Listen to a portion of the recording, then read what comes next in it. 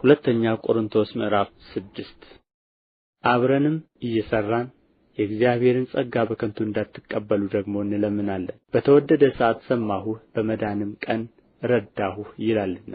እነሆ የተወደደው ሰዓት አሁን ነው፣ እነሆ የመዳን ቀን አሁን ነው።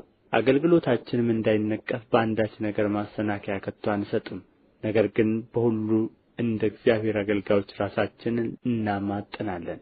በብዙ መጽናት፣ በመከራ፣ በችግር፣ በጭንቀት፣ በመገረፍ፣ በወህኒ፣ በሁከት፣ በድካም፣ እንቅልፍ በማጣት፣ በመጦም፣ በንጽሕና፣ በእውቀት፣ በትዕግሥት፣ በቸርነት፣ በመንፈስ ቅዱስ ግብዝነት፣ በሌለው ፍቅር፣ በእውነት ቃል፣ በእግዚአብሔር ኃይል፣ ለቀኝና ለግራ በሚሆን በጽድቅ የጦር ዕቃ፣ በክብርና በውርደት፣ በክፉ ወሬና በመልካም ወሬ ራሳችንን እናማጥናለን። አሳቾች ስንባል እውነተኞች ነን፣ ያልታወቁ ስንባል የታወቅን ነን።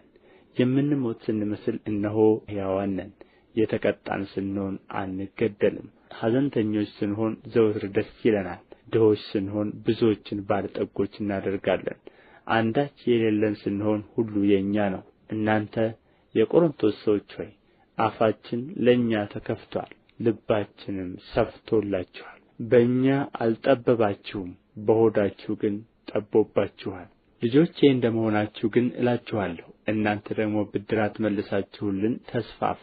ከማያምኑ ጋር በማይመች አካሄድ አትጠመዱ።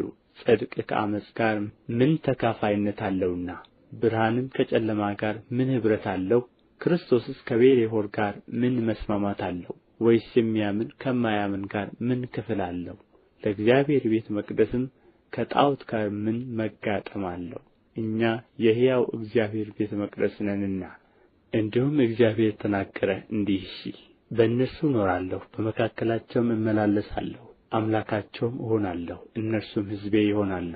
ስለዚህም ጌታ ከመካከላቸው ውጡና የተለያችሁ ሁኑ፣ ርኩስንም አትንኩ ይላል ሁሉን የሚገዛ ጌታ። እኔም እቀበላችኋለሁ፣ ለእናንተም አባት እሆናለሁ፣ እናንተም ለእኔ ወንድ ልጆችና ሴት ልጆች ትሆናላችሁ ይላል።